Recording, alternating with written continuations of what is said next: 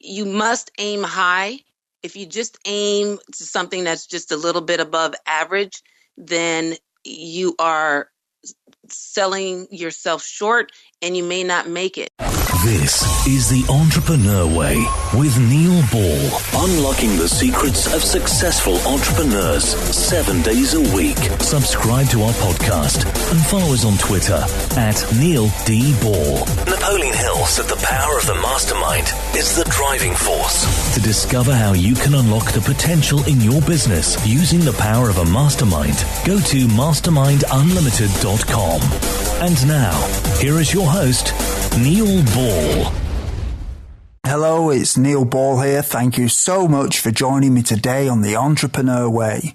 The Entrepreneur Way is about the entrepreneur's journey, the vision, the mindset, the commitment, the sacrifice, failures, and successes. I am so excited to bring you our special guest today, Tiffany Wright. But before I introduce you to her, I have a quote for you. Kathy Ireland said, "I am a curious person. I like to ask questions." The Entrepreneur Way asks the questions so we all get the insight, inspiration and ideas to apply in our businesses. Tiffany, welcome to the show. Are you ready to share your version of the Entrepreneur Way with us? Yes, I am. Thank you for coming on the show, Tiffany. Tiffany Wright has helped numerous small and medium businesses find funding for a variety of purposes from many sources. She's the author of The Funding is Out There. Access the cash you need to impact your business.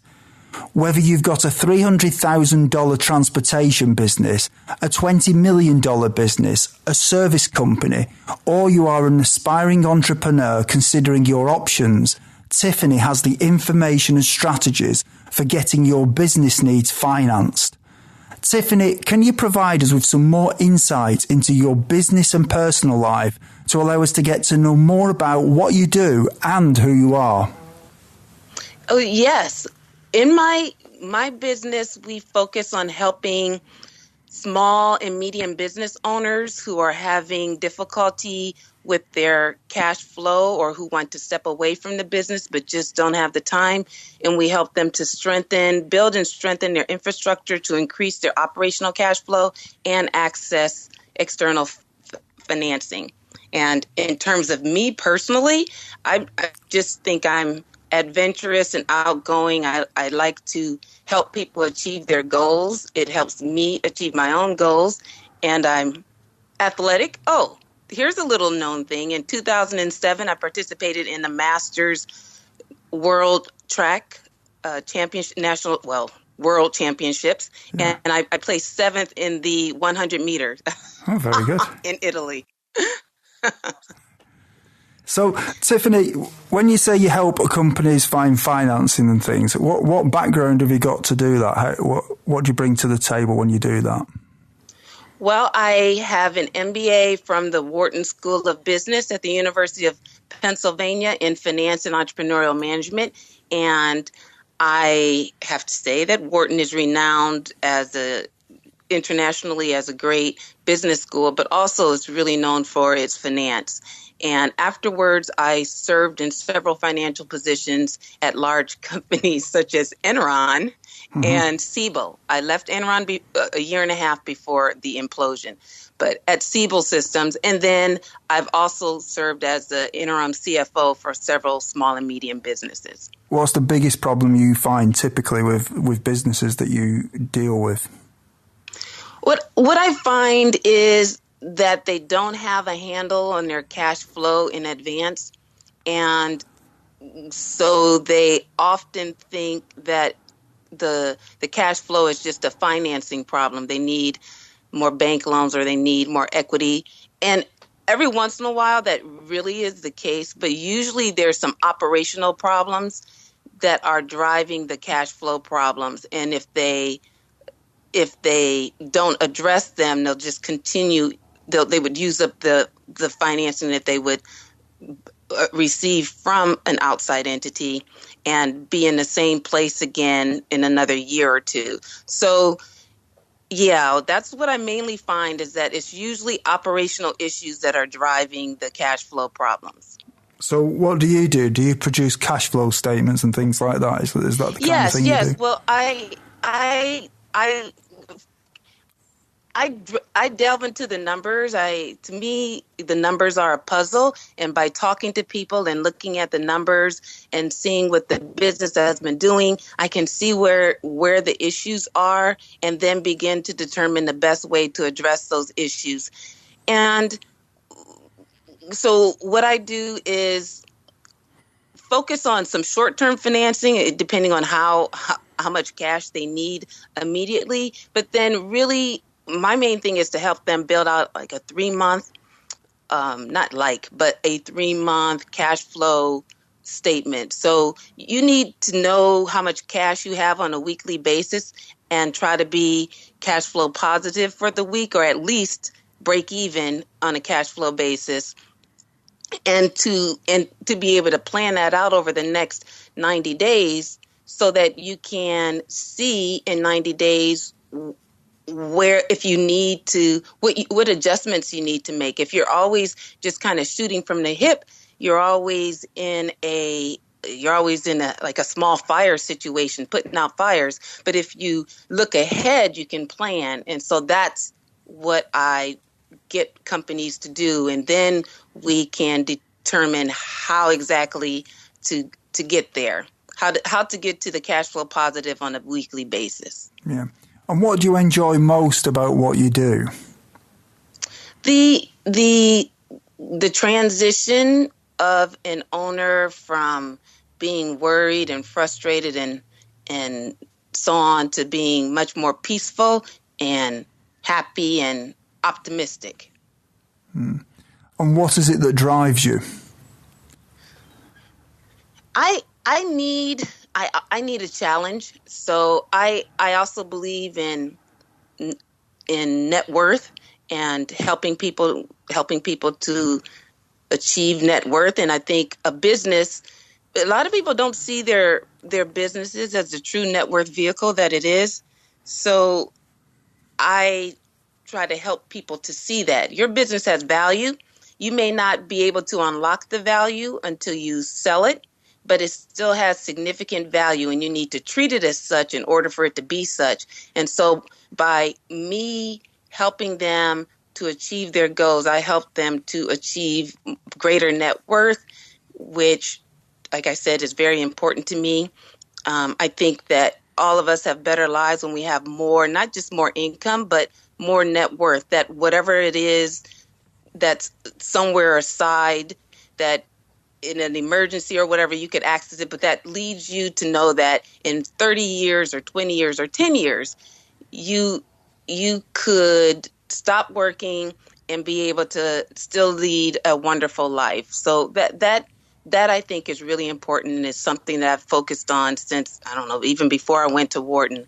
And so that's a big driver for me. And then, like I said, a challenge. I relish a challenge. And if I'm not challenged, I can't do the same thing all the time, I just get too bored.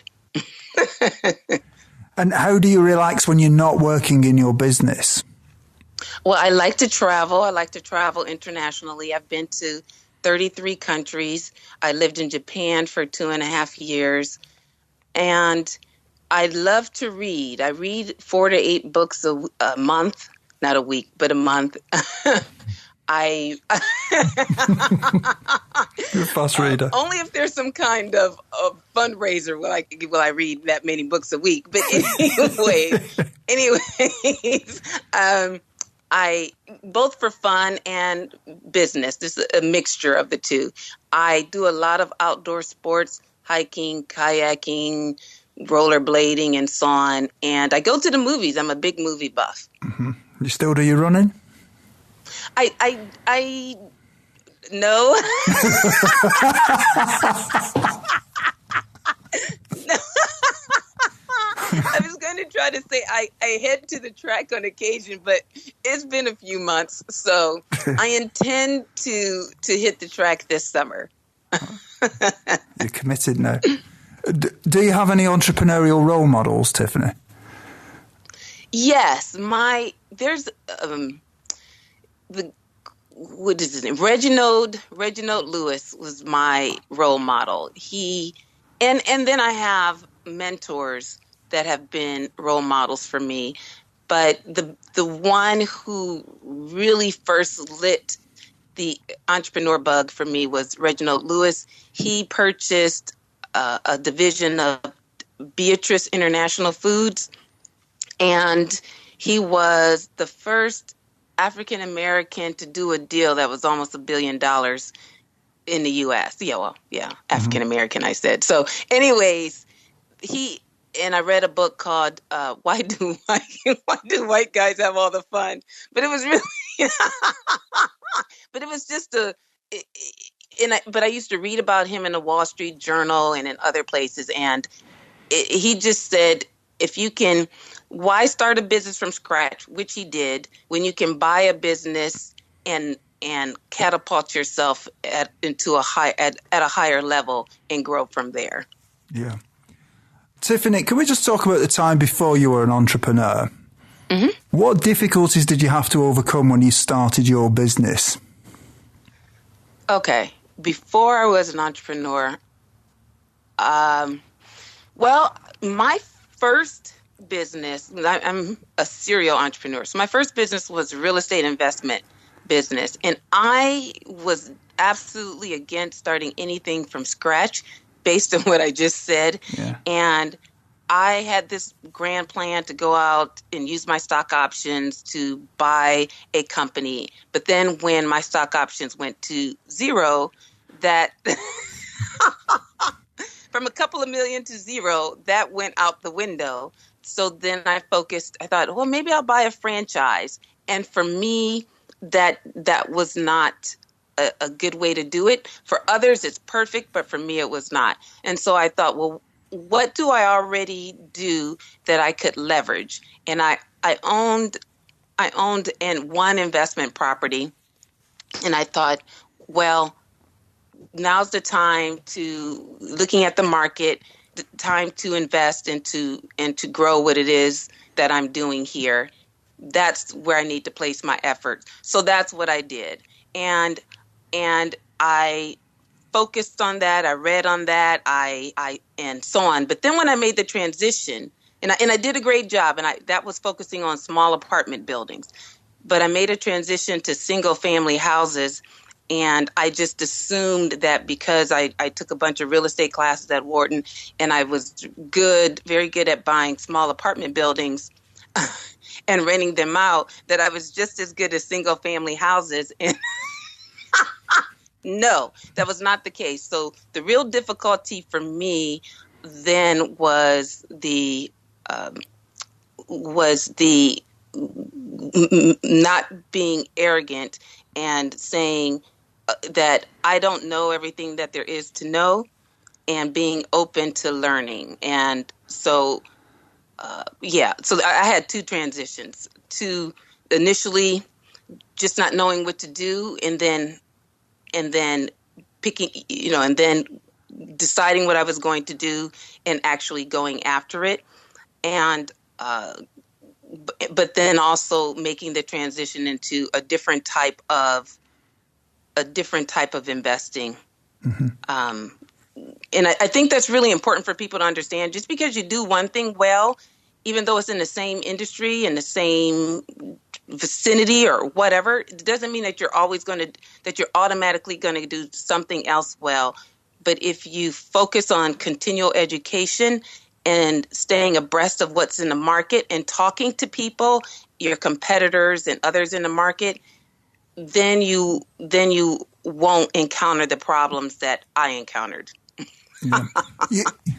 You mentioned at the beginning that you didn't want to you didn't want to get into a franchise. What was your reason for that?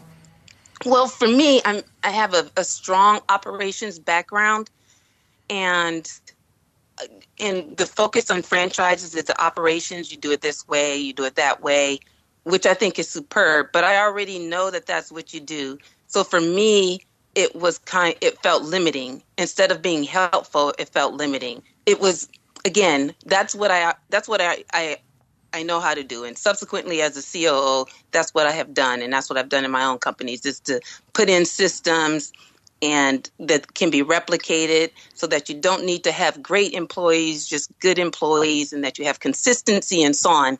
So, yeah, that was a big thing for me. And then also the ones that I looked at were hard to scale. So you could buy one, but if you bought 2 franchises, then they were concerned that your focus would shift and you wouldn't be able to grow that well. And I wanted something that if I was going to do a franchise, I wanted something that I could expand. And apparently food is a very good one. I know people who have multiple food franchises. I actually know a couple of my classmates were a few years ahead of me, but fellow alums, I guess, who bought I think 23 Popeye franchises together in one big group. So food worked well, but I didn't want food. And so that was my biggest concern. One was the operations was too limiting for me with my strong operations background. And 2, I wanted to be able to expand to 2, 3, 4, 10 franchises, and most of the franchise companies that I talked to had serious concerns about that. Mm-hmm. That book obviously influenced you quite a bit by Reginald Lewis, didn't it? Yes. Yes. And did you have any doubts that delayed you starting your business? Yes. So actually a couple of different times. Now I have a new company, the Resourceful CEO, and we officially launched in December of 2014. It's 2016. Yes. So basically a little bit over a year ago. And again, I didn't want to start a business, but so I delayed launching it. I just said, I don't want to start a business. I want to buy a business, which I actually am in the process of doing. But I decided that I had written a book, and that's my second book, and I just get a lot of questions, and I do a lot of speaking, and I thought that there was a need in the market for this, and I didn't know how else to serve that need. So I did it. But I'd say I wavered for about a year and a half. Mm-hmm. That was really a big deal for me. Yeah. And what mistakes did you make that slowed your journey?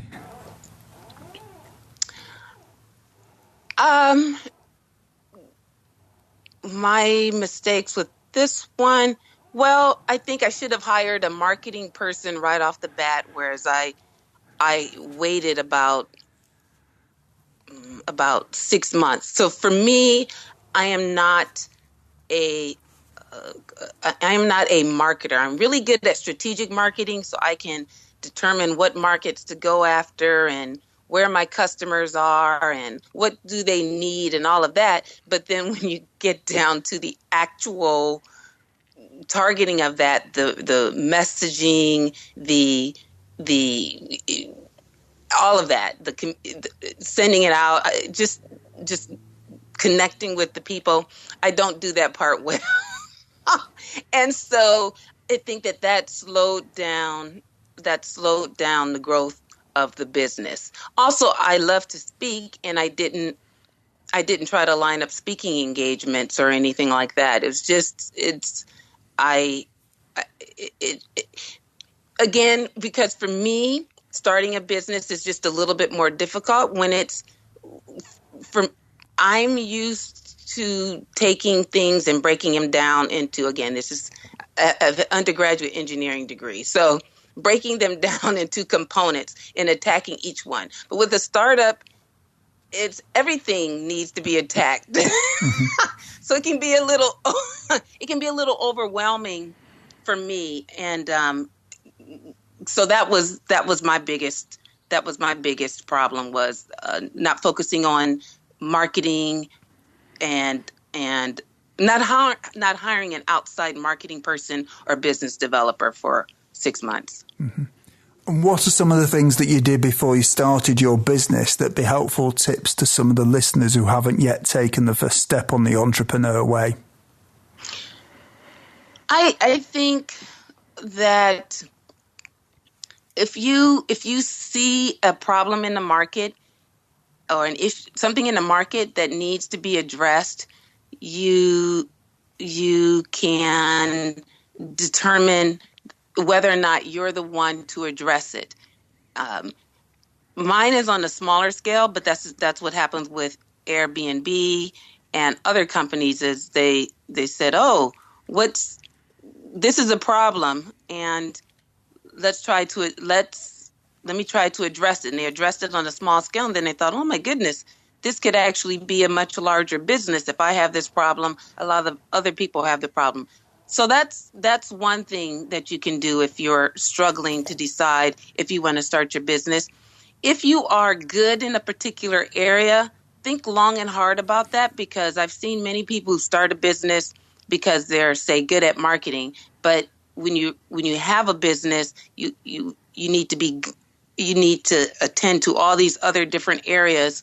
And if you only focus on marketing, but you don't focus on your accounting or your operations, then then you have issues. So know what you're good at and what you need help in, and then identify some resources where you can get help. It's not always about actually going out and paying someone. It's just knowing who or what is available to assist you. So when you do execute and start your business, you're able to hit the ground running instead of having all of these issues that come up.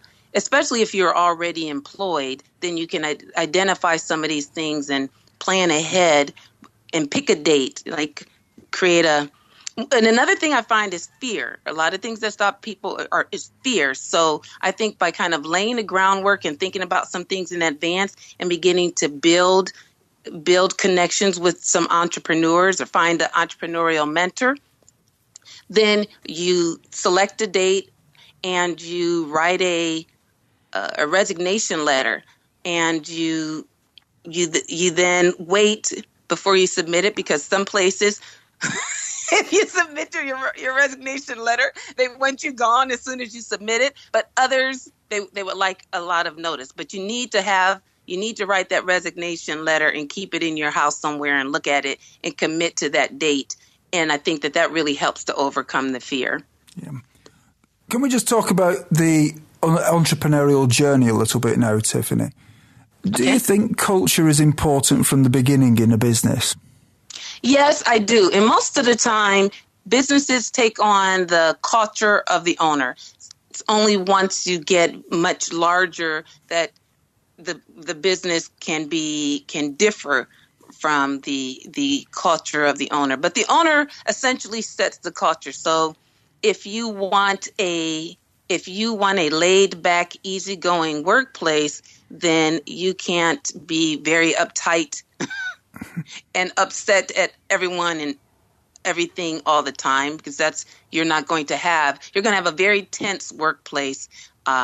If you want a culture of accountability, then you have to hold yourself and others accountable, and you need to do that from the beginning, because if you've been in business for a few years, it's harder to shift the culture, because once, like from physics, a body in motion, once in motion, will continue unless it encounters some resistance. So when you go to change your culture, you decide it's not working, it's actually working against your business, then you're going to have a lot of resistance. And it's just easier to do it from the beginning. Think about what kind of workplace do you want to have? What kind of workplace would you want your employees to be in? What kind of workplace would you want your customers to come to? Just think about that, and that's how you begin to integrate your business, or imbue, all these words, your business with the culture that you want it to have from the very beginning. So with your experience, I mean, you must work with quite a few small businesses. Do you find that a lot of business owners actually think about culture before they start the business, or are they even aware of it as they are in the business, or is it something that a lot of them have to be told about? I would say it's something that a lot have to be told about.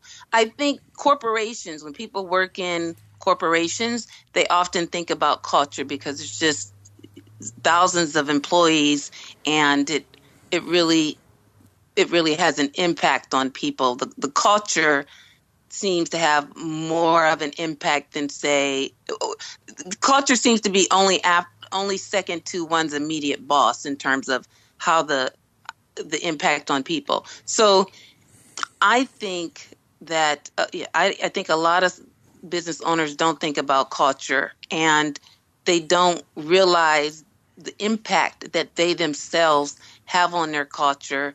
And I've gone in and worked with companies with poor employee morale and so on, and I talk about the culture that's working against them and how they need to change that culture. And it's like a light bulb. They don't realize it. They're so focused internally that they don't look out and see, and they didn't realize what kind of culture they had in the business. So yes, I agree. Most just don't think about it until much later, until someone brings it to their attention. Yeah. Knowing what you know now, is there anything that if you'd known it when you started out would have helped you to shortcut the learning curve? This time, no, but the initial time, yes. I think it's what I realized, and I'm very happy that I did the real estate development. I really appreciate having a real estate investment business, and it was a great experience, and it added to my net worth. But I realized that the reason why I had this idea that I needed to have over $500,000 or more in equity myself to buy a business is because I went to something at Wharton where an individual spoke, and that's what he said you needed. He said that he didn't have that, and his house almost went into foreclosure before he actually closed on a deal in which investors came in and he got some of his money back and so on. And you have to be careful that when someone speaking from the best intentions tells you what they would have done differently, but then you take that as law. So he said, I recommend that you have 500,000. Actually, he didn't say I recommend. He said you need to have. And I took that as law. But that was bull. I didn't need to have that much money. I knew all these people who had lots of money to invest. So I did not need to have, I could have had zero. but so that's something that I learned, is that you have to do what is right for you, even if people who are highly knowledgeable and have done it before make recommendations or suggestions, you still have to do what's right for you. So if you close your eyes and you feel fear and you're following their advice because of fear, then that is not right for you. If you close your eyes, you meditate, get peaceful, yes, that's not right for you. So that's the one thing that I would say. Do what is best for you. Talk to people who are in the industry that you want to be in, who are in your current business and so on. But at the end of the day, you must do what's right for you, not what's right for someone else. Yeah. How much does gut feeling influence your decisions in your business? Well, I think I'm a true believer in intuition. I think that intuition has always protected me. I never have had any negative, like on a personal side, negative issues. I mean, I haven't walked in I've never encountered any dangerous situations. And I know it's because it's intuition. It's a really good book by Gavin. I forget his name, but it's called The Gift of Fear. And it talks about how true intuition tells you what to do, like leave and so on. And you don't even remember. But in terms of the business, I think intuition is honed over time. You train your subconscious to pick up on things that your conscious can't, but that only comes through continual exposure to different things. So now my intuition is really great, and I just listen.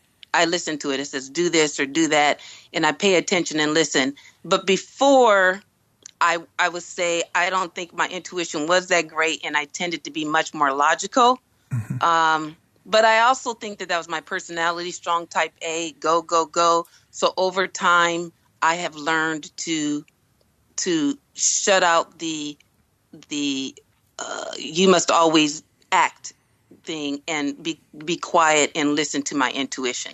So it's definitely in the last 2 years has been much more impact in what I do and how I do it than it did before. Yeah. You surprised me with your answer there, actually, because I thought with your education and the fact that you were a CFO, I thought you would have been very much into the numbers and wanting to verify everything, and intuition would have been a sort of last resort. But well, I do, but I have verified so many numbers for so many years that now things just pop into. I can see things much quicker, and even sometimes before I consciously say, oh, this is the problem, I intuitively know that something is wrong or something is off. So that's what I mean by the experience and the exposure, honing your intuition. Yeah. Life is made of constant change, whether we like it or not, and many say the only constant in life is change. Tiffany, how do you try to keep up with change? Well, I read 4 to 8 books a month. I talk to people. I'm involved in different groups and organizations. I'm a huge fan of the Wall Street Journal. What can I say? And no, I don't work for them, but I read Fortune, Inc., what else do I subscribe to? Fast Company, just a bunch of different magazines. I read trade publications. I subscribe to the CFO Journal. I constantly stay abreast of what's going on. And it's fun. It's fun to see some of the things that people are doing, to hear some of the things that people are doing and are working on. And then, of course, I stay abreast of the current news, both locally, nationally, and internationally. I know we Americans get accused of not looking at international news, but I do pay attention. And so I think so I am open, much more open to change. And then I also think I travel, and I like to really be a part of the culture. So I don't like to do organized trips where you have a tour guide and all of that. I just like to go and interact and intermingle with people. And I think because of that, and because so many places are so different from where I live, it keeps me open and fresh and receptive to things. What is your favorite book on entrepreneurialism, business, personal development, or leadership or motivation? And can you tell us why you have chosen it? Okay. Well, I had one favorite book for personal development and one favorite book for business. Okay. But just one overall. Well, you do them both. Okay, I'll do both. Yeah. Well, I think the E-Myth, I think they now have the E-Myth Revisited. I think that is an excellent book. I read it, and my takeaway where I now use operational contracts. And for me, it put into words what I had been saying for years. And so when people aren't understanding what I'm saying, I refer them to that book. Yeah. Like, let someone else beat them over the head and then let them come back to me. I just think it just talks about building a strong business that runs well without you and that has value no matter what size of the business you have or would like to have. And then in terms of personal development, the book that had the greatest impact on me was Think and Grow Rich by Lord. Nathaniel Hill. Napoleon Hill. Thank you. Sorry. All these names. Sorry, I read so many books that sometimes the author's names pop out. But yes, by Napoleon Hill. That I reread that one once every year and a half to 2 years, and then I also reference it a lot. It's just I've read some significant, amazing books since then, but that just really made an impact on me. It was the one that led me to other things. Yeah. Everyone, when you have a busy life, listening to audiobooks is a great way to expand your knowledge in the time when you may be doing other things, such as driving or when you are at the gym. We have a special offer for you, the free audiobook of your choosing. To choose your free audiobook, go to www.freeaudiobookoffer.com. As long as you've not already signed up, then you will qualify. Tiffany, what I'd like to do with you now is just speculate about the future a little bit. What one thing would you do with your business if you knew that you could not fail? I would buy a $100 million business. Okay. I'd buy a business with $100 million in revenue. Yep. Yes. I'm sure you will.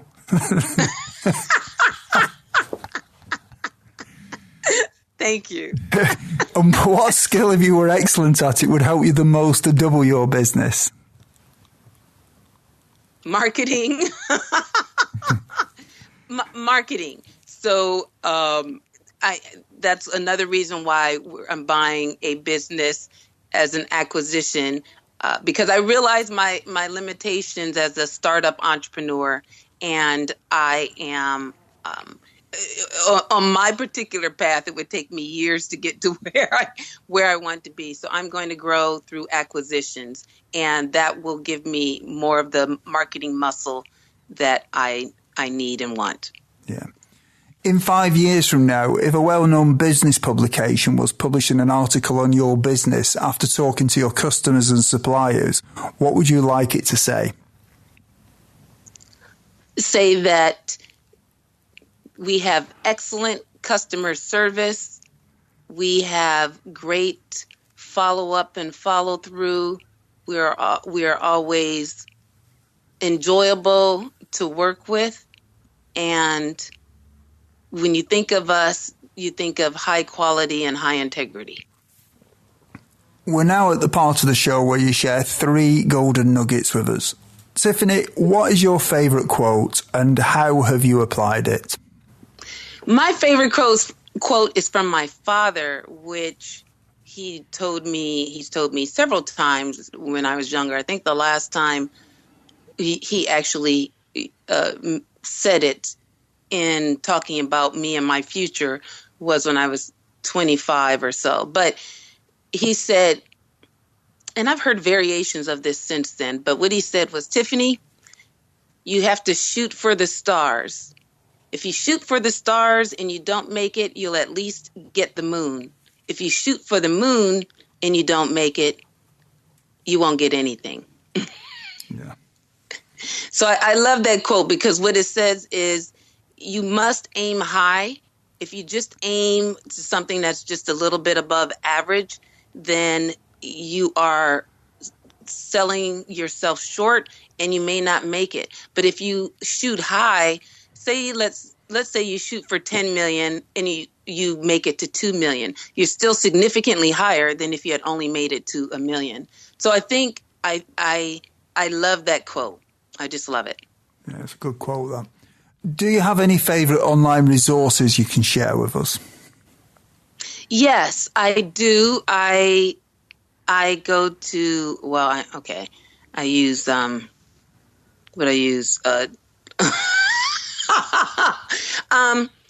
use YouTube a lot. I have discovered that there's all these little educational nuggets on YouTube, which I really enjoy. I use Skillshare, which has online training. I've actually done some classes or done a class for them.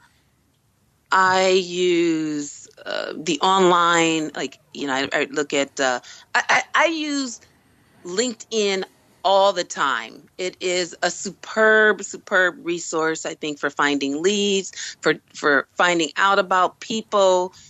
And people you want to talk to or connect with, groups you would like to join, both online and that may be in your area.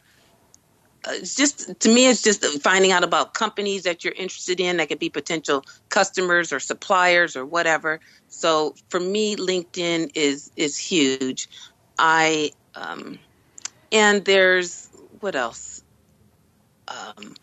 I do use, for me, Twitter and Facebook aren't as big. I have a small following on Twitter. I seem to have more engagement with media marketing people than with anyone else. But I enjoy that. But again, like I said, for me, LinkedIn is the biggest one. And then I guess that's not an online, that's a mobile app. Audible. For business, listening to book, you mentioned listening to business books on in the car and so on. Yep. And I can just tie that into my phone and plug it into the car and listen to the business books while I'm driving around, or inspirational books and so on. Yeah. As Brian Tracy put it, you turn your car into a mobile classroom. I think that's the way he put it. Yes. What is your best advice to other entrepreneurs? That's again, given that I'm a finance person, or actually not just finance, but focus on cash flow. Focus on cash flow. If you want to build a strong business that works well without you, that has value and so on, then believe in your business and let the cash flow lead you.